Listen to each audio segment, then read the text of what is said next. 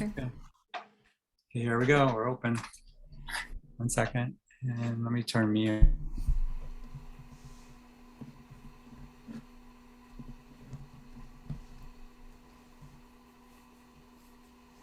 Just going to wait a few more seconds for folks to come in. I see people filtering in now. That's wonderful. Thanks for joining us tonight. I know it's cold and blustery up here in Rochester, New York, but I know we also have friends joining us from around the country. So good evening, everyone. I'm Galen McCormick, and I'm the program manager for Eastman Performing Arts Medicine. And that's a collaboration between the Eastman School of Music and the University of Rochester Medical Center. We've been going for about 3 years now, and no pandemic can hold us down. I'm really excited that one of the things we've been focusing on with performing arts medicine is not just how to help injured artists, but what can we do to proactively create better health for ourselves, for our careers, to have long, sustainable careers.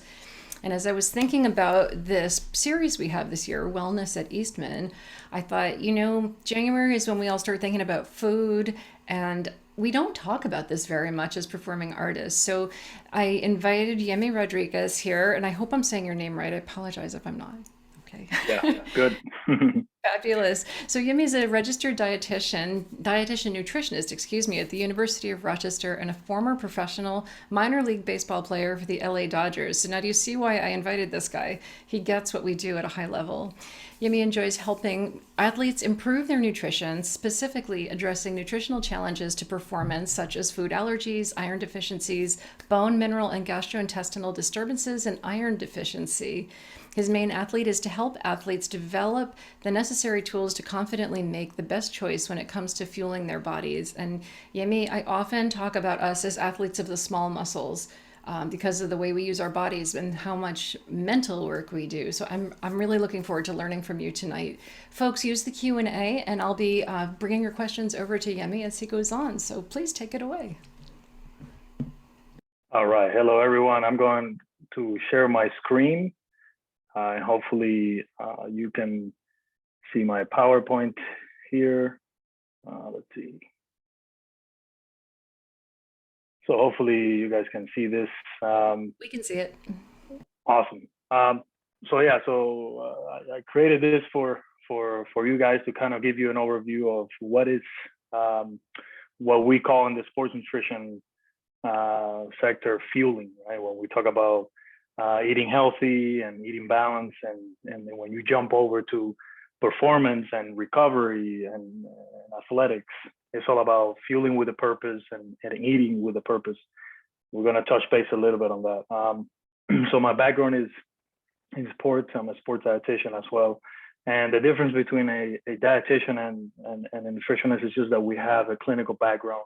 Not only do we cover how to eat around your sport or event or performance, but also, if you have any clinical or medical issues, that's why we get trained in the hospitals, and we go through a clinical internship and all that. So that's kind of like the main difference. So let's jump right ahead. I wanted to kind of give you an overview of healthy eating. What is healthy eating overall? And when you look at it from the research perspective, it's not about excluding nutrients. It's not about excluding, whole food groups. It's about inclusion, and it's about balancing, between many different food groups.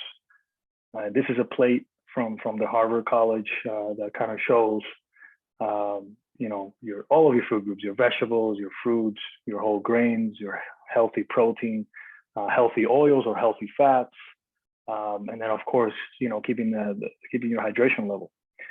So if you want to live a healthy lifestyle in terms of nutrition goals, you want to include and incorporate as much variety as possible. And when I talk about variety, obviously we want to target whole foods first, and if the more natural they are, the better, and that's more important. So in terms of when we get into talking about balanced eating, there is a certain pattern that we recommend. And again, this is going for healthy eating. What is the definition of healthy eating? And typically in a day, someone would eat 3 meals a day. maybe a snack between lunch, the middle circle there and dinner, because there's a long time span between lunch and dinner, maybe 6-7 hours, and we normally get hungry and we go ahead and choose a snack. So normally, if you eat, let's say, breakfast at 8 a.m. in the morning or 9 a.m. before work or before school or what have you, you're going to get hungry again in 3 to 4 hours. That's how the body works. That's how the digestion works. So naturally, around 12, around 1 p.m., physiologically, physically, you feel your stomach kind of rumbling a little bit, and you're going to be hungry and you're going to want to eat. So same thing happens, and typically because we're up for at least 12 hours a day or more, depending on your work schedule, we're going to eat 3 times a day, typically. So there's really no right or wrong. Some people practice intermittent fasting, which means their first meal is at 12, their last meal is at 8. However, it doesn't matter what kind of eating pattern you have, but typically for a balanced nutrition, in order to incorporate all of those nutrients and to reach the full spectrum of vitamins and minerals, going back to eating balance, you want to definitely target at least 3 meals a day. This changes depending on someone's goals, right? If someone wants to lose weight, if someone wants to, put on muscle because they're trying to, work on a specific goal for their sport, or they have an allergy or they have a deficiency.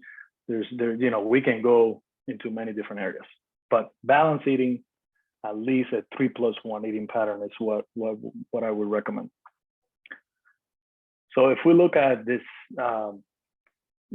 sheet here, I went on and I went to myplate.gov. It's a great resource for all of you that if you want to get some information about what's eating healthy, what are the food groups, right? If you're not sure, if you don't even know where to start, this will be the best place to start. Why? Because this is backed by RDs like myself. The USDA is in it as well. So there's a lot of data that goes behind this to support this way of eating. And I did this for myself, and I went in and I input my age, my weight, and for me to maintain my current weight based on my activity level, I must eat 3,200 calories. And again, it depends, right? It could be, this is a ballpark. We need to do more testing in order to be more accurate, but it gives you a sense. And then at the bottom, you have, okay, these are all of the different food groups. And then the recommendation is eating 2.5 cups of fruits a day, 4 cups of veggies a day, 10 ounces of grain. So for example, 1 ounce of whole grain will be a whole wheat bread. And this is for me. When you go ahead and put your input there, you're going to get, different numbers. 7 ounces of protein, right? Mixing up your different types of protein, seafood, beans, peas, lentils, soy product, eggs, lean meats, all those things. 3 cups of dairy. Obviously, if you're lactose intolerant, 1 cup of dairy includes yogurt. When people ask me, hey, is dairy good? Is dairy healthy for us? I often say it really depends on your goals, right? If you're a high school athlete in the middle of bone development, yes, dairy becomes very important because we're going to talk about a little bit about vitamin D and calcium later on. But if you're someone that's trying to live a little bit healthier, maybe you're beginning to feel a little bit of intolerant when it comes to a full glass of milk, I would say always try to go with yogurt, because yogurt preserves something called probiotics, which is naturally found in yogurt. It's good for your gut. It's good for brain health. It's good for anti-inflammation. So eating 3 servings of yogurt a day is not a bad thing. Good in protein, and then gives you those vitamins. And then at the bottom here, limit sugar intake. Sugar is the new, the new fat.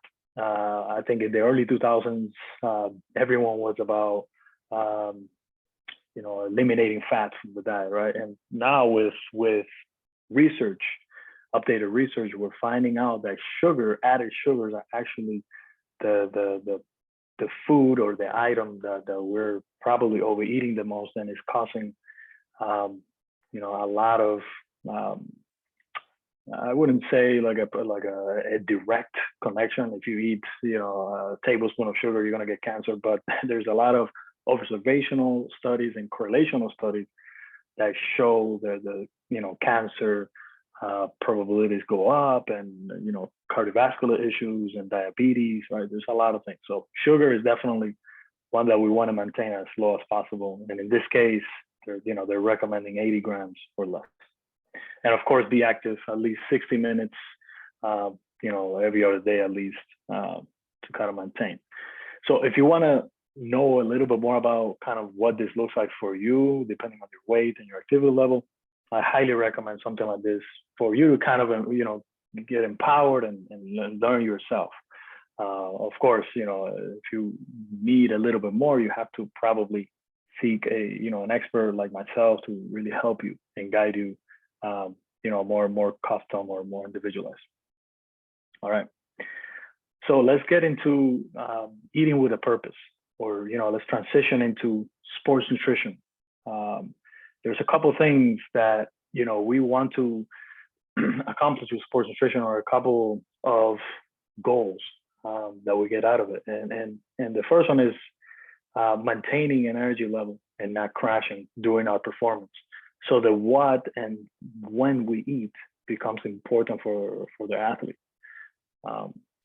Delaying fatigue during sport, and maintaining a hydration status. So we're going to talk a little bit about electrolytes, drinking water in advance before your performance, depending on your intensity and the duration. We keep going here, and then we say prolonging energy levels throughout the performance. So what you're eating during your performance, of course, if you have time, and how long it is. If it's less than an hour, there's no reason for you to really worry about getting a snack in or anything like that. But the goal here is to maintain low glycemic levels. Glycemic levels are the blood sugars, or glucose in your blood, and certain foods affect that more than others. For example, a banana has a high glycemic level. It's very good for a quick energy boost before lifting session, for example. But if you're going to go for a jog, or you're going to be sitting, for an hour and a half performing and playing instruments, the banana is probably not the best thing. So you want to really look at protein and healthy fats. And I'm going to give you some ideas of what that is. Maintaining immune system healthy. So when we travel, especially, if we're on long bus rides or plane rides, or, going from east to west, our bodies sense that, and our immune system kind of goes down, right? It's kind of like exposing your immune system or your body to cold weather for the first time in 6 months.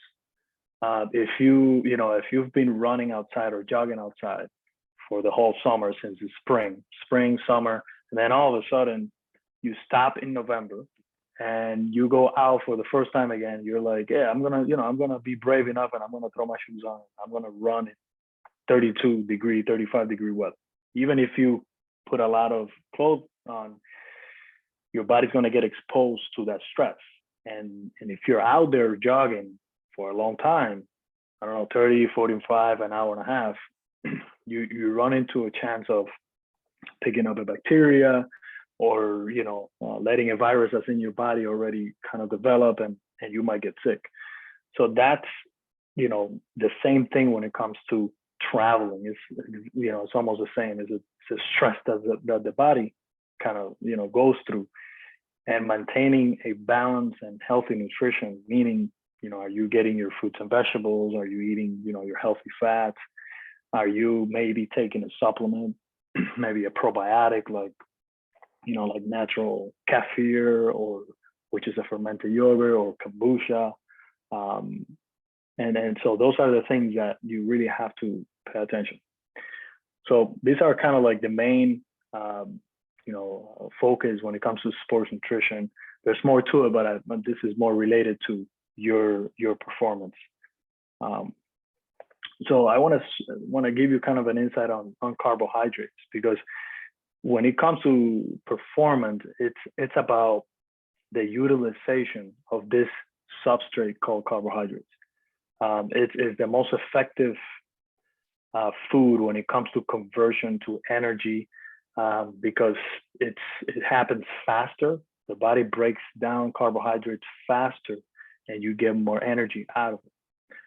As you can see in the graph at the bottom, the higher intensity, right, the more muscle glycogen or carbohydrates, which is the storage version of, let's say, carbohydrates from bread, pasta, potatoes. It gets stored in your liver and your muscles. So if you're like, go for a sprint, or you're doing like a big performance of 1 hour, or lifting sessions of 1 hour, your body is going to mostly use muscle glycogen. Now, to the point of your performance and your sport, maybe this is not the case, and it depends maybe on the type of orchestra that you're in, the type of instrument, the type of movement and body movement that you're going through in your event. Are you a dancer, or are you a violin player? So it depends. A dancer is going to have a different intake of carbohydrates. So I just want to kind of give you the side of high intensity athletes that really need to look at carbohydrates, their main fuel source. Really have to pay attention to that. So if we look at this graph, this is showing the 3 different energy pathways relative to intensity. So the blue zone here represents an exercise that lasts 30 seconds. So if you think about a sprinter, right, from zero or from the start to finish 100 meters, right, they're mostly using this pathway called creatine pathway. It's the one that gives you the most energy. If you ever took biology, you probably learn about ATP in the cells and all that. And it's the one that gives you the most, bang for your buck, the quickest ATP. But it goes down quickly after 30 seconds, right? Then it goes into a minute and beyond, and now you're getting into the glycolytic pathway. So if you continue to run or jog or constantly, moving, you're now start using, carbohydrates. And then if you go beyond 60 seconds, which, your sport and your events are going to be more than 60 seconds, you're mostly going to be in the oxidative state. Oxidative state means that your body goes between using fats to convert for energy and carbohydrates, right? So if you do a big jump, your body's going to use phosphagen and carbohydrates, right?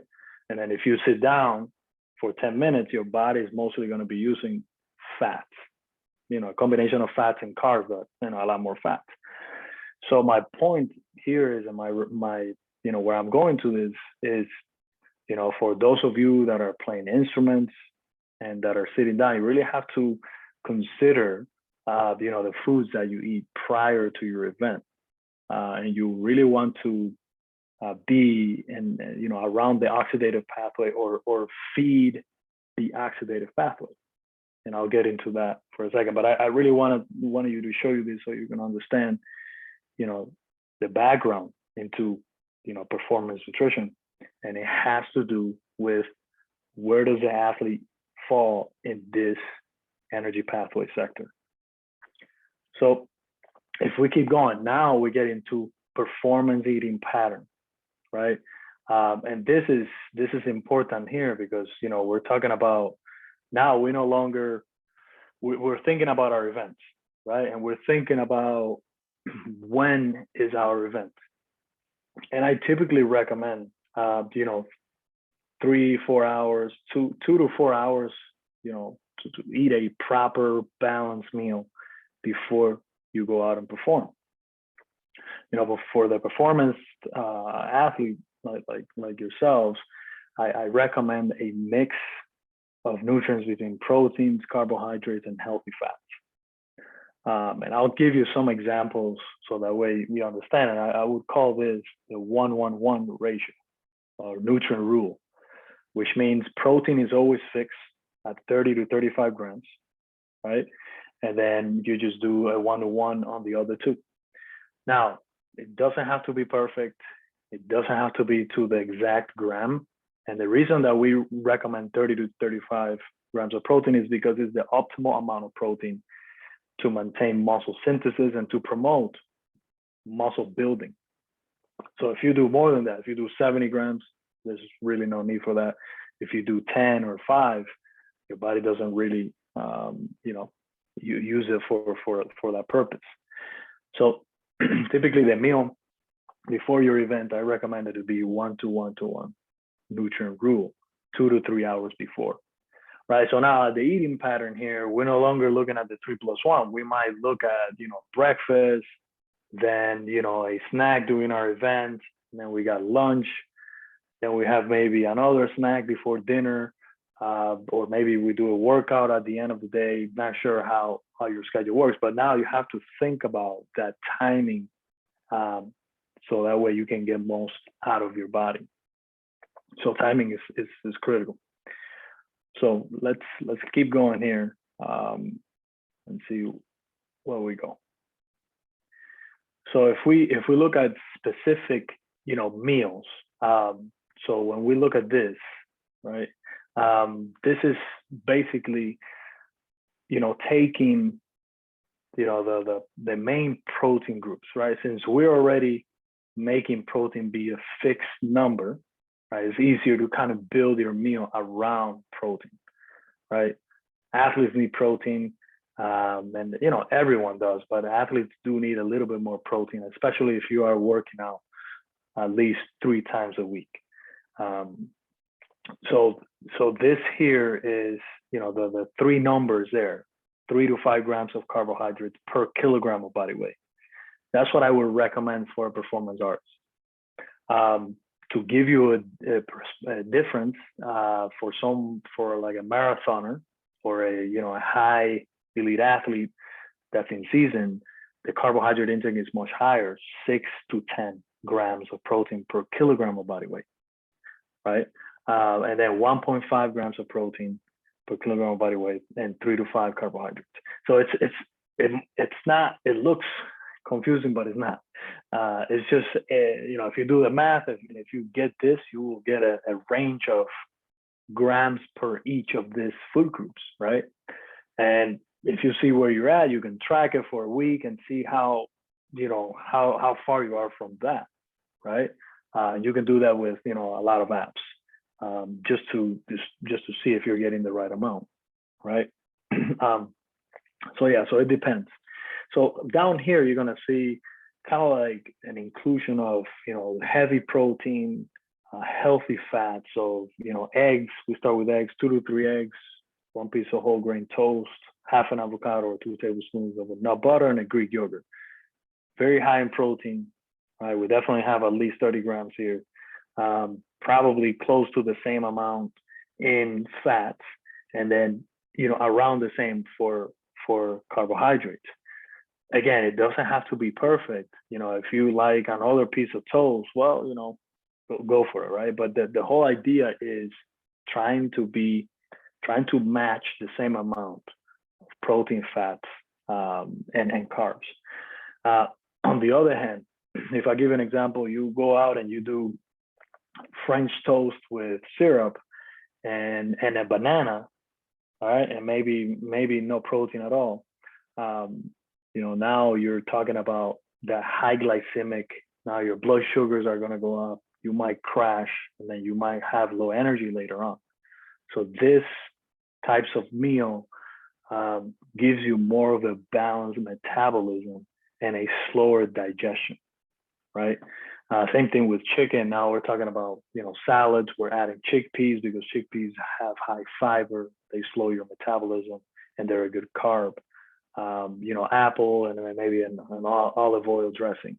Same thing with pork, beef, fish. There's a wrap idea with veggies inside, whole grain wrap.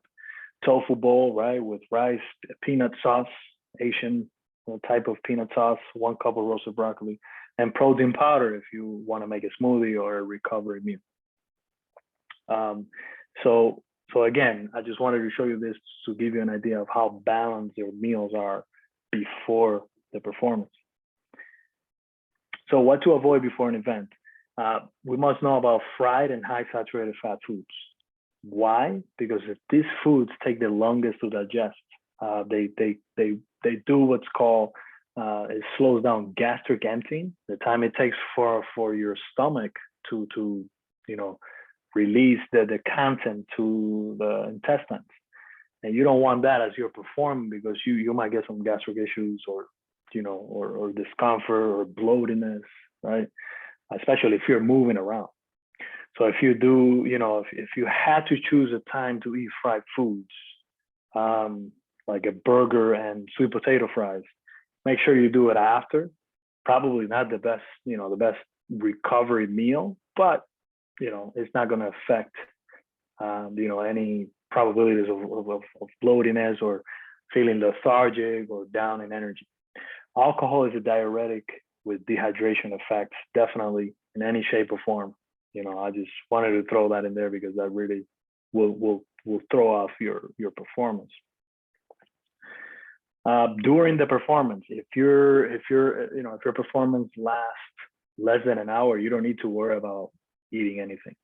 Your body has enough energy from those previous meals to kind of sustain you. But if your performance goes 2+ hours, I highly recommend a combination of protein and healthy fats.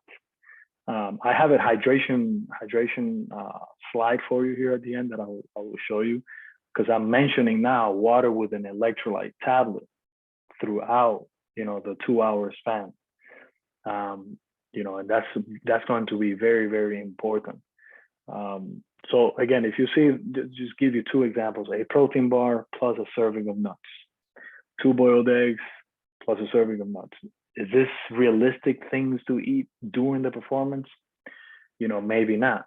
And that's why the pre-meal becomes very, very important. And if you don't have time to eat something like this, not even a protein bar, I would say you have to put emphasis on the electrolytes. And we'll get to that. So after the performance is back to a balanced meal, right? That's how we best recover, being inclusive, including those vegetables, including those, if you can throw fruit on the side and whatnot. So you can get the full spectrum of vitamins and minerals. So you give your body the best chance to recover, your cells and all that.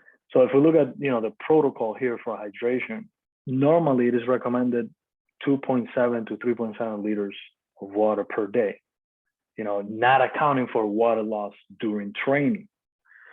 So again, it depends on whether you sweat a lot during your performance. Now you got to take into account that sweat loss, right?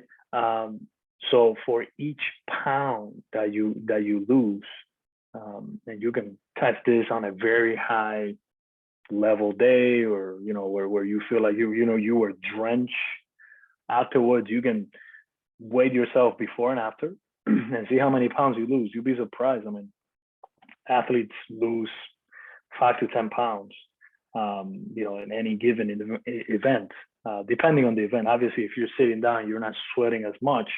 Even if you're playing, you probably don't need to worry about that. But it will decrease, your concentration level. It will decrease your performance if you lose 2% of body weight. So again, I think if you have a target to aim for, I would say at least 90 ounces or even 100 ounces of water.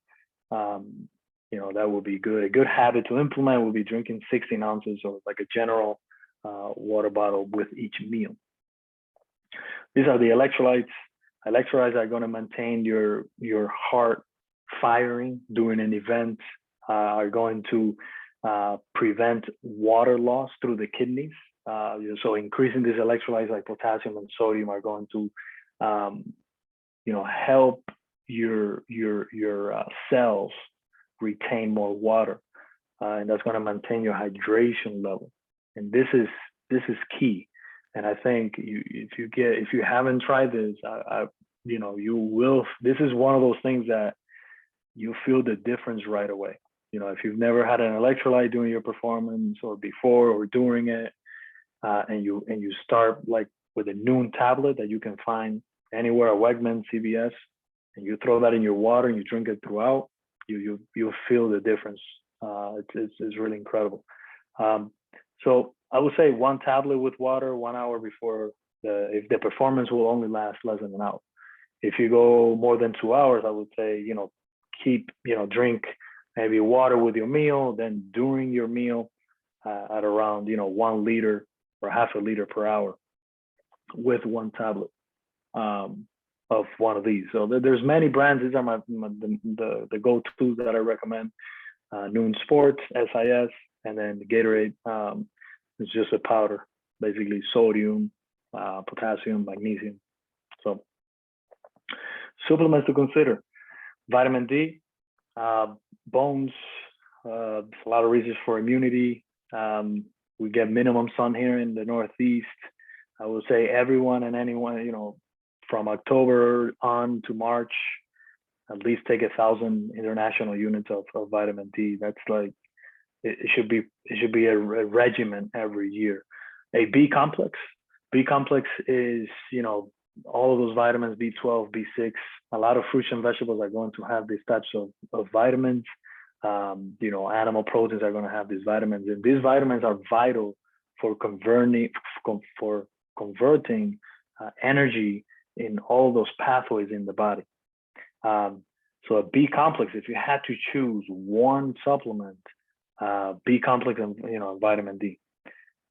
Protein powder, if you do the math from the numbers before and you're like, man, I'm only eating 30 grams of protein a day, you might consider a protein powder. It's definitely not necessary if you eat a balanced meal or balanced nutrition.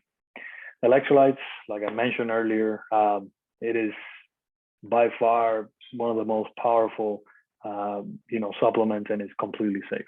Iron, if you're a female performer, if you're a dancer, if you're eating low iron foods, like if you're a vegetarian or a vegan, I highly recommend you look into an iron. That's the type of iron is called bisglycinate, and that's really going to improve your energy, especially if you're feeling there's some fatigue there, and if your diet is low. I also recommend cooking in cast iron skillets. If you can cook everything in cast iron, I always tell this to my athletes because the food absorbs some of that iron from the skillet, and it's iron is iron, right? And your body will use that. So if you can make that transition now, that would definitely help you. So those are the supplements. And yeah, here's my contact info. My location is at Fairport, 9 Mile Point Road. I do consultations there, 101. I do presentations and workshops with teams all over the area. And if you want to learn more about how to sign up or more information about our programs, check out the website, Fitness Science at URMC Rochester, and you'll see what we offer and kind of like what kind of programs we have. Thank you so much. And if there's any questions, go ahead.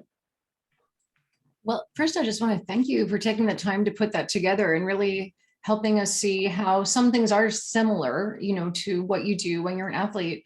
One thing I kept reflecting on, as you kept saying, if your event's going to go longer than 2 or 3 hours, and most of our concerts will not, but auditions are a very, very stressful day for us, where you need to be focused and then waiting and focused and waiting.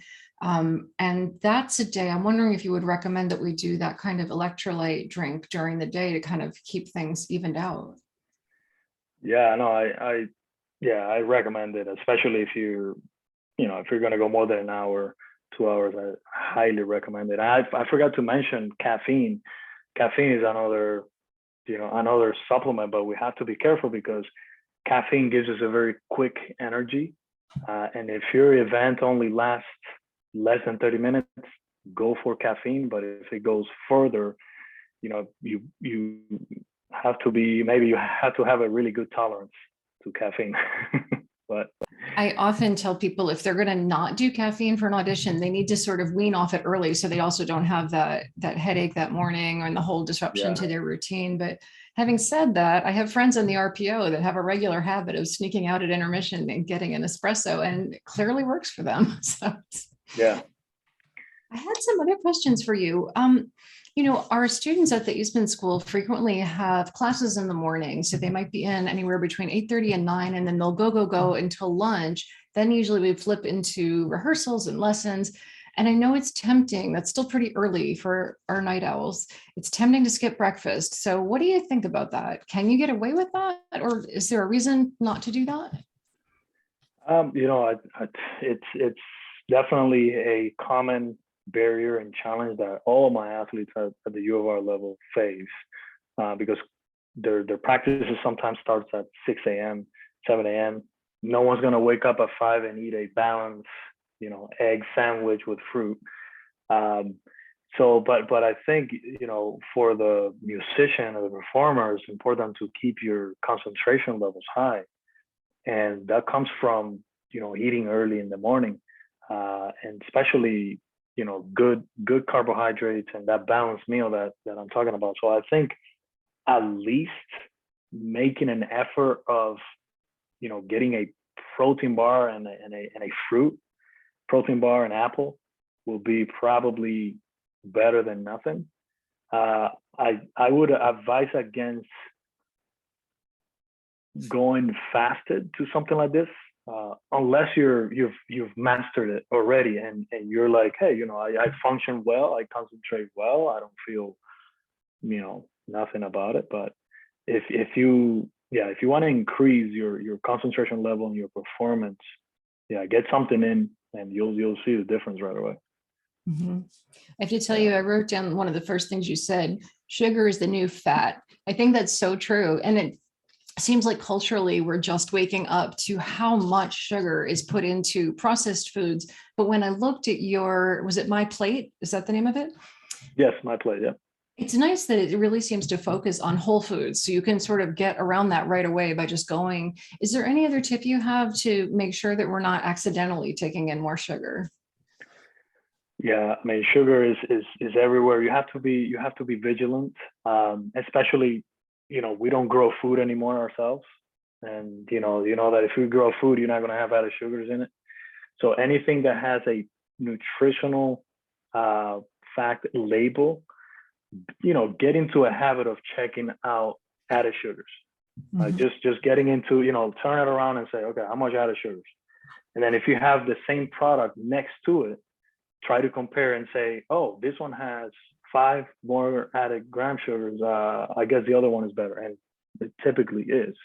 So being more vigilant in that way, and, trying to avoid eating out or ordering out, because the reason takeout tastes better than at home is because they put more sugar, more salt, and more fat. So yeah. So, there's always that joke, like a great restaurant is really built on like lots of fat, lots of salt, lots of sugar.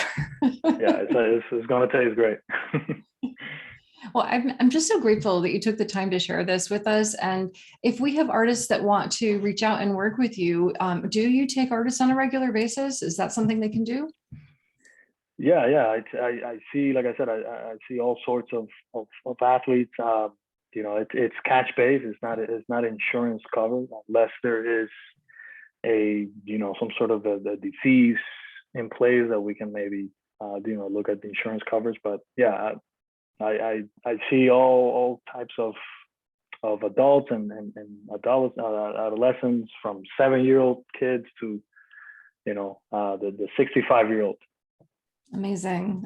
That's really wonderful. Well, before we sign off tonight, I just want to thank you and your team at Fitness Science. I know Dr. Craig Seifer has also been a really great influence at the Eastman School, helping out some of our students, helping us think about performance anxiety. And for those of you that are with us tonight, our next month speaker is going to be Rebecca Block. She's going to be talking about mindfulness for musicians. And Rebecca is a mindfulness educator here at the University of Rochester and is one of the leaders in the Mindful University project. So it's February 2, really easy to remember. It's Groundhog Day. And Yimy, I just wanted to share this with you before we log off. I'm about to go cook dinner and I have this lovely guy here that I'm going to make that I know my teenager is going to tell me she's not going to eat, but I love this. This is celery root. So thank you so much for joining us and educating us on something that I think we take for granted and then wonder why we don't have the energy we need. I really appreciate that. And I appreciate all of you dropping in with us tonight. So everyone stay healthy, stay safe, and hopefully we'll be in person in February at the Eastman School. Have a good night. All right. Thank you, everyone.